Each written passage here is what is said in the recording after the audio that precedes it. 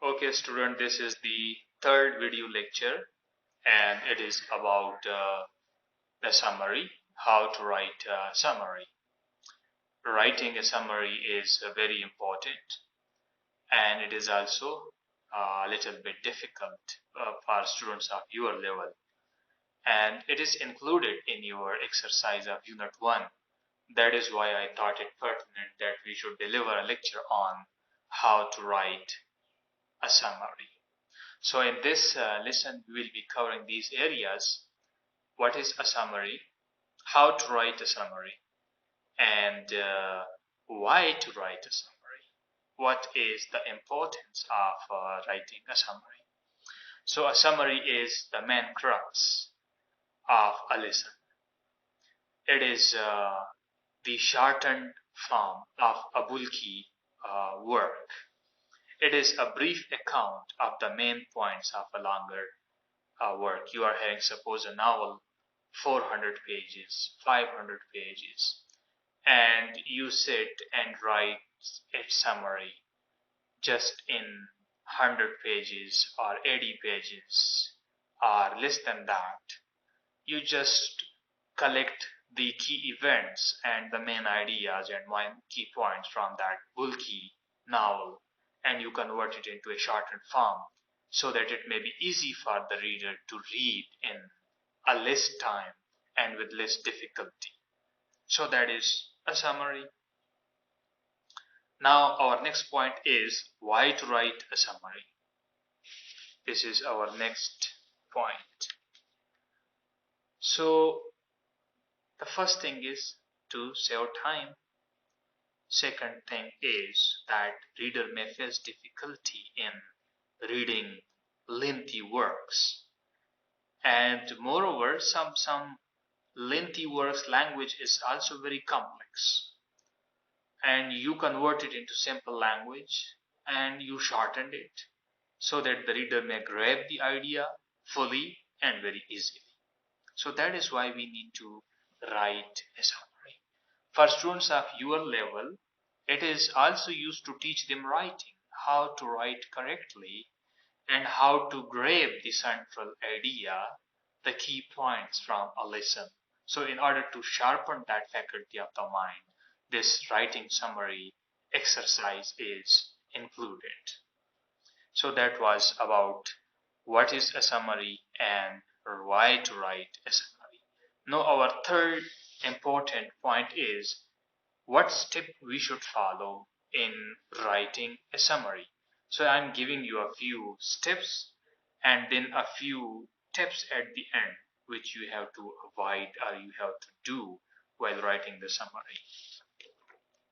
So the first step is that reading of the original text.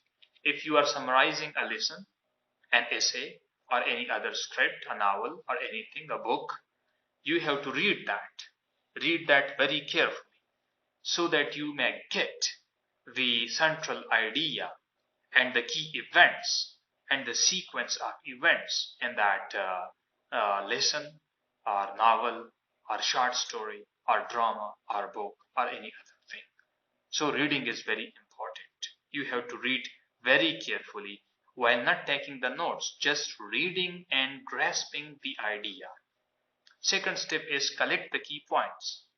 Now as you have read, what you have to do, you have to collect the key points from the lesson or from the novel, and you have to ask in your mind that who are included in the lesson, what are the different characters in the lesson. Like in your case, the unit first is Hazrat Muhammad Sallallahu, the model of tolerance.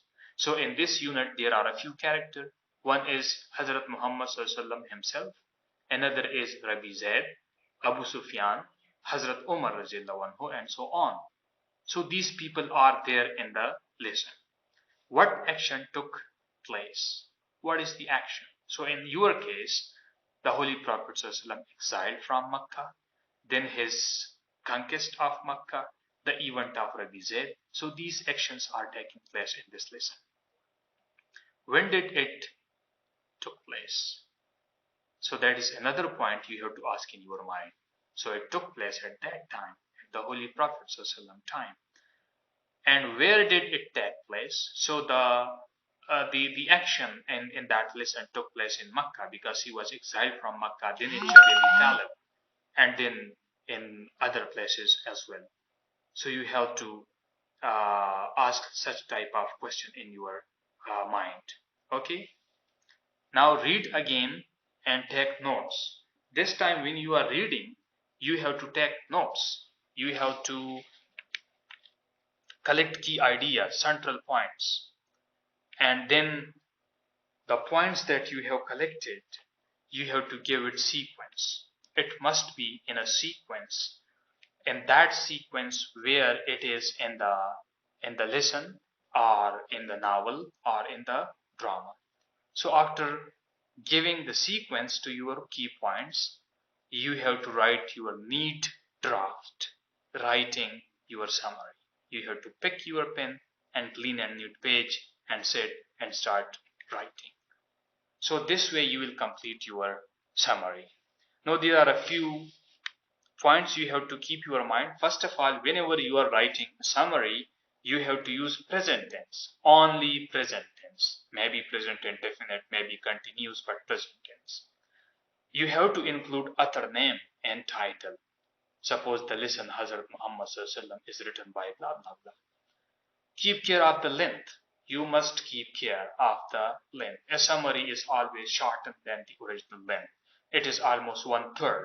Suppose if there is an essay having 90 words, its summary must be in 30 words. Do not give your opinion. You are not supposed to include your ideas, your point of view in your summary. Because in the summary, you just bring a lengthy work into a short one, into a shortened form, and in simple language. And this tip is very, very important for our language student. Recheck. Whenever you are writing anything, after that recheck it, because there are maximum chances that being non-native speaker, we commit lots of mistakes. So we have to avoid those, remove those mistakes by rechecking our neat and clean draft. So in rechecking, you have to keep care of grammar, punctuation, capitalization, etc., etc. So I hope that the topic, how to write a summary, is quite clear now. Still, if you have confusion, you can ask me personally in my inbox. Thank you very much.